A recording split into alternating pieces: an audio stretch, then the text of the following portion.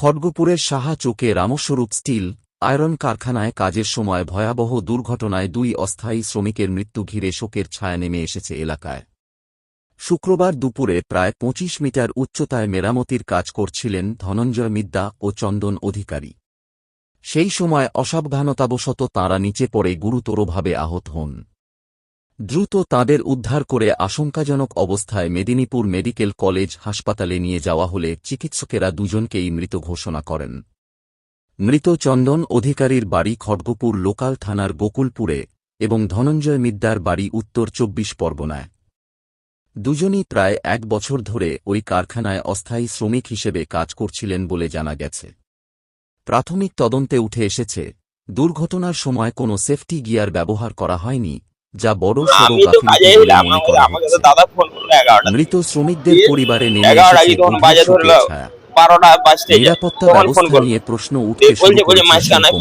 ও সকাল 8টায় কাজে গেছে, ঠিক আছে, আর আমি নাইট করে আসে আমি ঘরে। কি দাদা না না না, আমি গাড়ি চালাই। গাড়ি দাদা রামস্বরূপে কি কাজ করতেন? কি কাজ করতে তো জানিনি তো।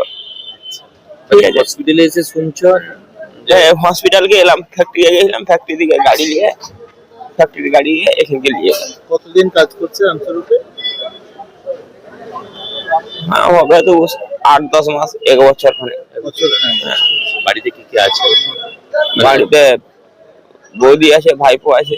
কত বড় ভাই? ভাইপো 10-12 বছর। কিভাবে দুর্ঘটনা ঘটলো? আরে ছিলাম আমরা ওইখানে, কি স্পটে ছিলাম। ম্যানেজমেন্ট কথা বলেছে? ম্যানেজমেন্টের সাথে কারোর সাথে? না না, আমার কারোর সঙ্গে কথা হয়নি। ওই বড়কা আছে। কারখানায় কাজ করতে গিয়ে মৃত্যু, আপনারা পরিবারের লোকজন কি কিছু ডিমান্ড করবেন ম্যানেজমেন্টের কাছে? ওটা আমি কি করে বলবো বলো। ঠিক আছে, কি নাম আপনার? আমার নাম সঞ্জিত অধিকারী। ব্যাপারটা হচ্ছে, আমি ছিলাম টাটা মেটালিক্স একটা মিটিংয়ে ছিলাম। ওখান থেকে আমি খবর পাই রামস্বরূপে 2টো অ্যাক্সিডেন্ট হয়েছে।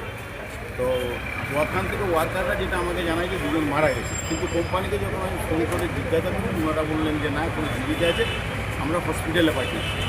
তো আমি প্রেসিডেন্ট, আমার কর্তব্য, আমি এখান থেকে এলে আমি জানি সুবিধার ক্ষেত্রে তাড়াতাড়ি করে আমি এলাম যে সুবিধাকে করে বেটার চিকিৎসা করে যদি ওদেরকে বাঁচানো যায়। কিন্তু আমি যখন তাড়াহুড়া করে এখানে এসে দেখলাম যে 2জনে মারা গেছে।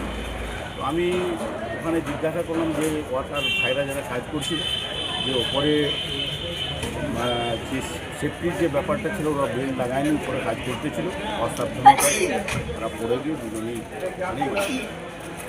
আমি নাম গোপাল ঠাকুর, পশ্চিম মেদিনীপুরের আইনজীবী।